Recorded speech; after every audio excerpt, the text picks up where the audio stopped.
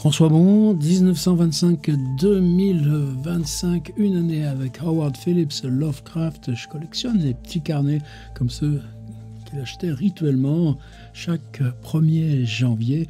On est évidemment, nous, avec son agenda 1925. Le voilà, exactement ce format, cette matière, conçu de la même façon, avec les petits renseignements personnels tout au début, les comptes et les loyers et les encaissements tout à la fin, et puis pour chaque semaine une suite de petites cases qu'il remplit très très scrupuleusement, puisque ça lui sert ensuite à rédiger de longues lettres qu'il considère comme son journal. C'est pas simplement pour tenir au courant les vieilles tantes, non. Écrire son journal, c'est l'envoyer. Ces deux dames, Lillian Clark et Annie Gamwell, qui approchent toutes les deux de 70 ans et sont restées à Providence, mais tous les trois sont le seul noyau restant de la famille Phillips, ou sa mère épouse de Monsieur Lovecraft. Et là, vous savez que cette semaine, on était tout entier consacré, enfin lui, et puis par son intermédiaire, nous on n'a pas le choix, on est accroché derrière, à préparer une excursion à Washington qu'il va effectuer avec George Kirk. Ouais, j'ai décidé de ne plus dire George Kirk, c'est des espèces de prononciation fossile. La première fois tu vois ça, puis ça fait des années que j'avais Kirk, mais non, maintenant on va dire George Kirk, ce sera quand même nettement plus élégant et on doit bien ça à sa mémoire. Et on est donc le samedi 11 avril, c'est notre 99e envoi. Samedi pour eux, vendredi pour nous, une journée de décalage. Et c'est ce soir tard, à 1h du matin même, que le train s'ébranle pour Washington. On a pris hier un tout petit aperçu là en flash forwards. On a suivi là, le récit de sa nuit en train, où il décrit à sa tante tout ce qu'il a vu par la vitre, alors que en fait, c'était nuit noire, grand paradoxe, mais qui nous enseigne bien sur le mental de Howard Phillips Lovecraft, puisque nous, c'est ce qui nous intéresse, le rapport de la littérature au réel. C'est une construction de langage qui remplace ce réel. Et ça se mesure même dans un voyage en train de nuit de New York à Washington. Alors évidemment, on fait un petit peu la fête avec eux, puisqu'on a cette excursion à Washington. On va y voir. Allons-y tout de suite. Ordi. On est évidemment dans la fin de semaine, puisque chaque fois, ça commence par un dimanche et ça finit par un samedi. Donc samedi 11, en bas de la page, la journée à Washington. Vous voyez que c'est exprès, ils font exprès de nous l'offrir pour notre 100e envoi à venir demain. Il nous en offrira double dose en remplissant toutes les marges avec les guides, avec le Moby Dick qui l'emmène, avec des mots croisés ou des jeux de cette sorte.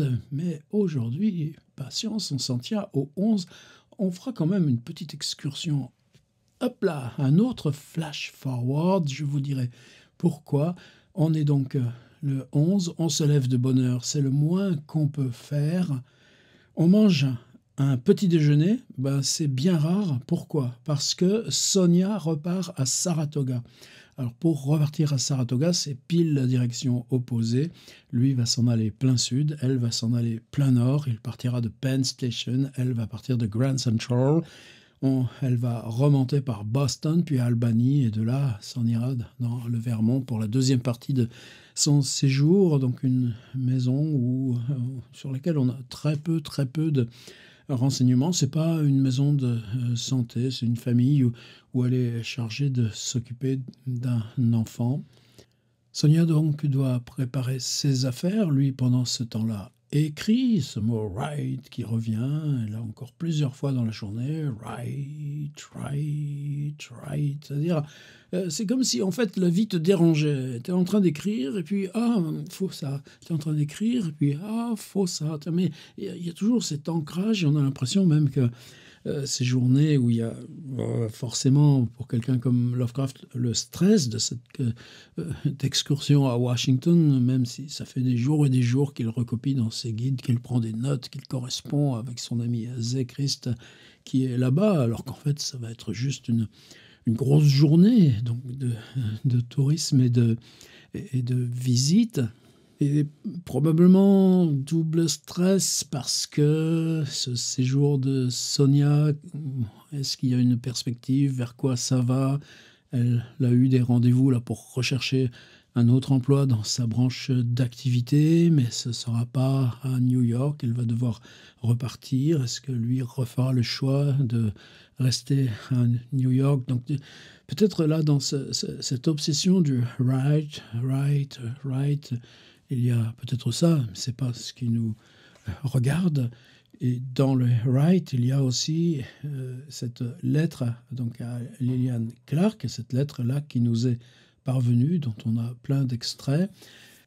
Donc tout simplement, peut-être, il est en train d'écrire sa lettre. Il accompagne Sonia, apparemment à 12h30 à Grand Central, et on commence à le connaître, Lovecraft, à peine ses tâches d'époux mises de côté, c'est pour retrouver les copains, Meet Boys Downtown, ça tombe bien, il est à Manhattan, eux aussi, et ils vont se retrouver Downing Street, toujours ce petit resto qu'on a appris à connaître, c'est Reinhard Kleiner qui nous l'a décrit. C'est un petit bistrot italien dont la spécialité, c'est une soupe très épaisse qu'ils vous servent avec un petit verre de vin, ce qui ne concerne pas Lovecraft. Puis moi, je répète, parce qu'à chaque fois, on a Downing Street, c'est tout juste bizarre parce que d'habitude, on a toujours le nom du bistrot, et là, on ne l'a pas. Justement, puisqu'on sert le petit verre de vin interdit au temps de prohibition, c'est une sorte de bistrot anonyme. On sait juste que le serveur italien s'appelle Dominix et on va savoir dans la lettre que Lovecraft, une fois de plus, aura mangé des macaronis. En se baladant dans Brooklyn, dans le Village Pet Shop, là c'est ça aussi l'enjeu, on n'aurait pas la lettre à Lillian aujourd'hui, on s'en tiendrait, tiens, Pet Store, une jardinerie avec des petits chiots, des petits animaux, non, vous allez voir. Il remonte donc au 169, et là on a cette petite image aussi sur laquelle il reviendra dans la lettre. On va se baigner. Alors, est-ce qu'il dispose d'un tub, une espèce de grande bassine en zinc? Évidemment, ça, à l'époque, c'est plutôt ça qu'on peut supposer, mais comment on l'a rempli? Est-ce que c'est la logeuse qui leur permet de tirer de l'eau chaude et de se verser? En tout cas, il va nous dire dans la lettre que lui prend son bain, mais que Kirk, à l'étage, fait exactement la même chose. On a nos deux bonshommes, tout nus, dans leur bassine en zinc, un au premier étage, un au rez-de-chaussée, enfin en tout cas un étage chacun qui les sépare, et ces messieurs se frottent, se briquent, et c'est pas souvent. La preuve, c'est qu'on a très rarement la mention là, de se baigner et qu'ils font ça ensemble. Alors, il y a aussi, est-ce que c'est, vous savez, à la façon qui précédait aussi, c'est-à-dire dans chaque quartier, on peut se faire livrer un tub rempli d'eau chaude. Balzac déjà faisait ça à Paris, c'est qu'il se lève vers 3h du matin, il écrit jusqu'à 7h, et puis ça dose la manuscrite, et de 7 à 8, quand il est dans les périodes de premier jet, ce qui dure pour lui en général 14, 15, 16 jours. Ça.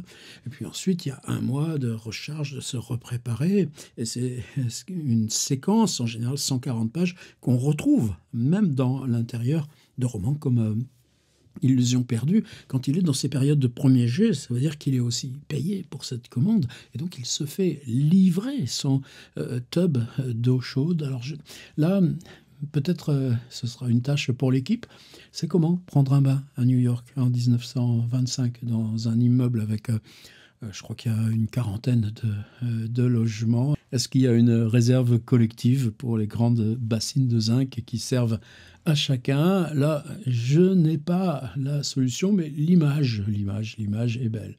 Écrire, oui, on a le temps quand même, puisque c'est le soir simplement qu'on va partir, mais préparer le départ pour Washington. Quels habits, quels livres, comment s'occuper dans le train, est-ce qu'on est prêt, est-ce qu'on a pris tout ce qu'il faut, comment on s'assurera de bien connaître ses affaires pour ne pas en oublier ni en semer.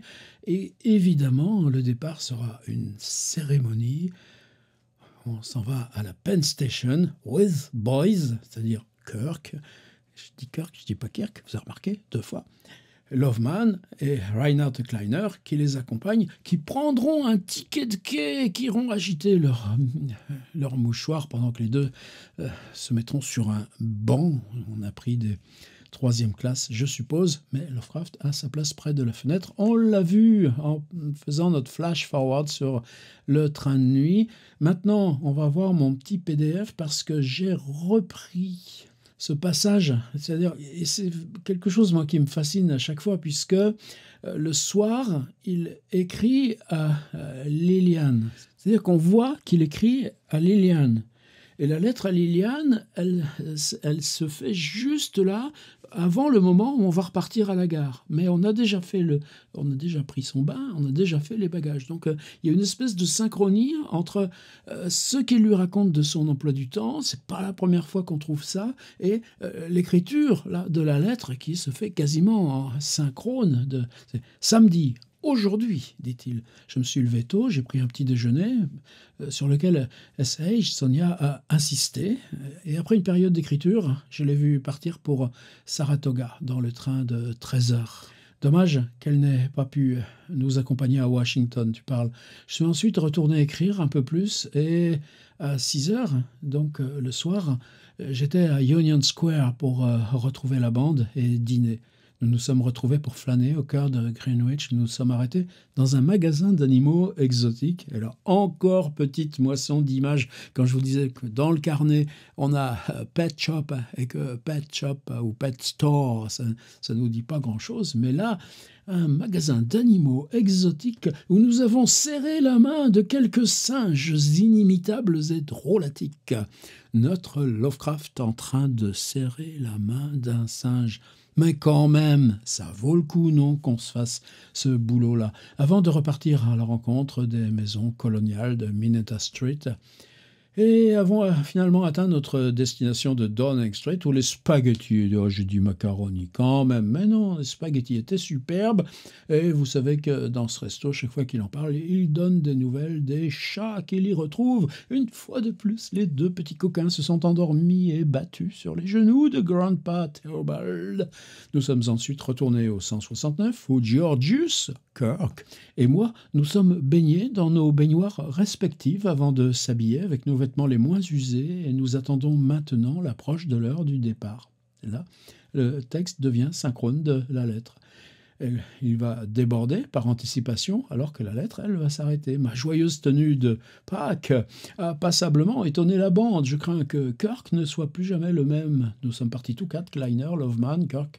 Nous sommes arrêtés pour prendre un café et que je fasse cirer mes vieilles chaussures par un professionnel. Donc finalement, il a pris les Regal et pas les chaussures neuves qui lui faisaient mal. On en apprend des choses.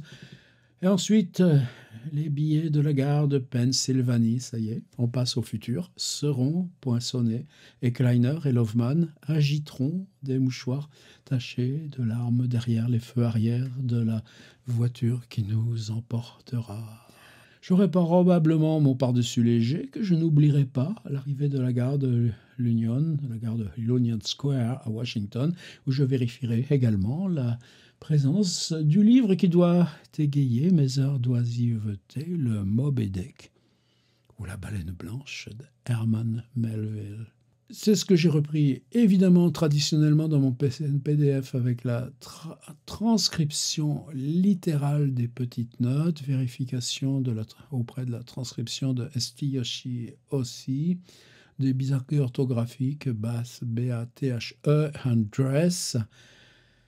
Et évidemment, le New York Times, on va y voir de suite si vous voulez bien.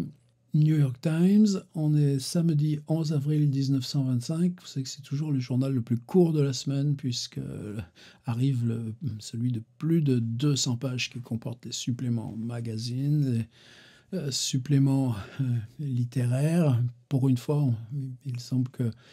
Est-ce que Lovecraft le lira? Ben oui, on peut supposer que, justement, comme ils arrivent à Penn Station vers minuit, Kirk va l'acheter et ils le liront dans le train. Qu'est-ce qu'on a dans cette première page?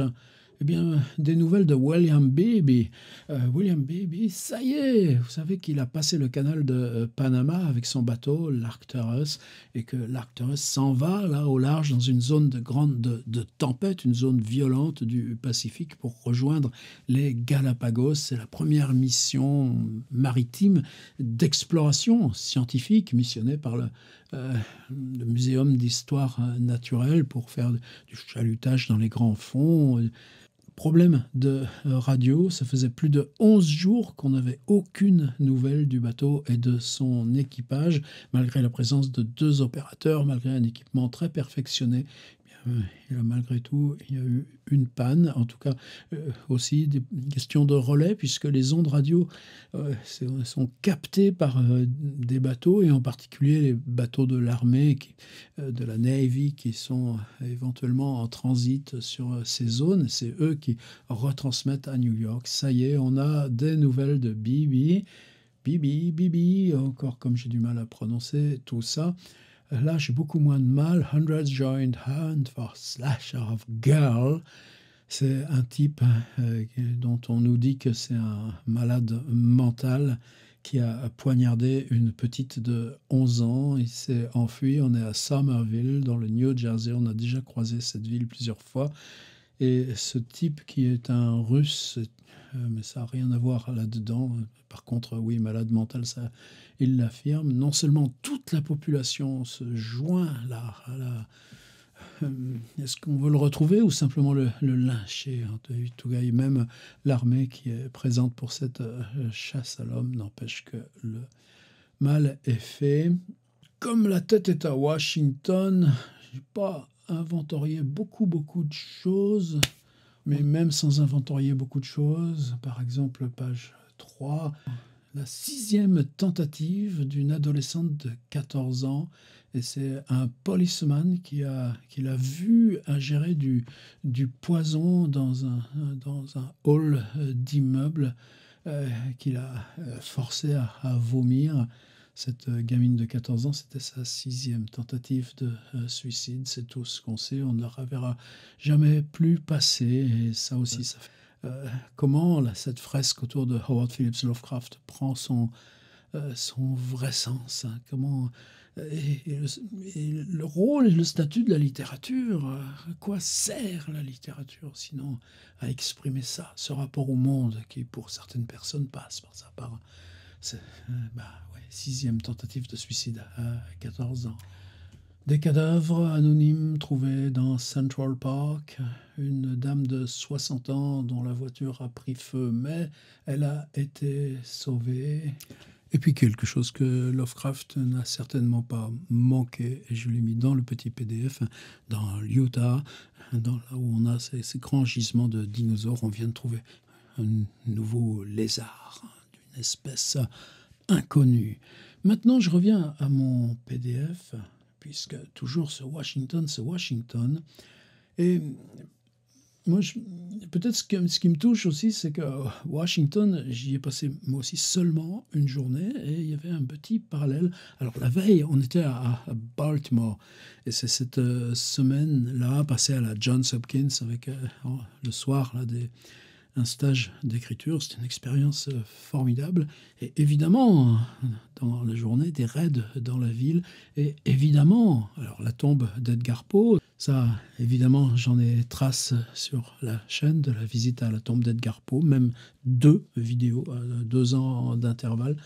Et puis, cette fois-ci, on était allé jusqu'à la maison d'Edgar Poe. C'est des quartiers, c'est défoncé. Je m'étais pris le pied dans une espèce de trou, et la cheville avait doublé de volume, mais je ne vais pas vous embêter avec mes histoires. Reste que Washington, j'avais mis j'avais un gros bandage, j'avais une cheville.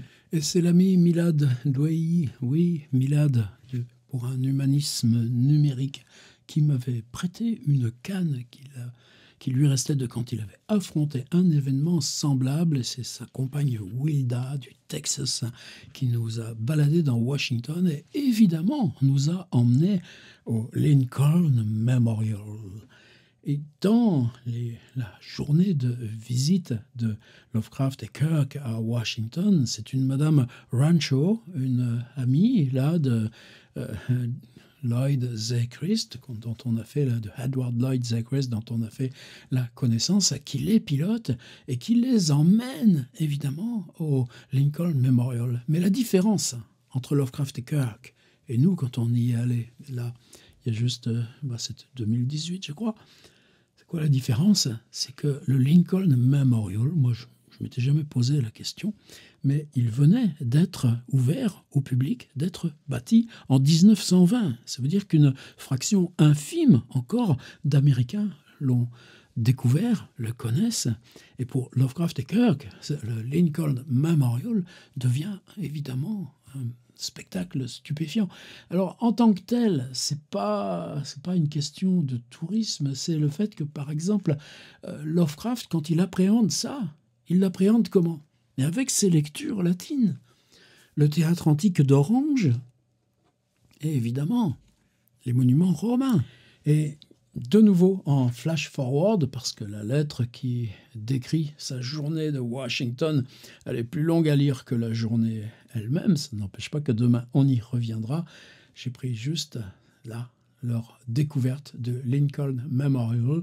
Voilà à quoi il ressemblait en 1925. Et c'était quasiment, comme dirait Mallarmé, monument en ce désert avec le silence loin. C'est-à-dire qu'à peine on aperçoit les toits de Washington au loin.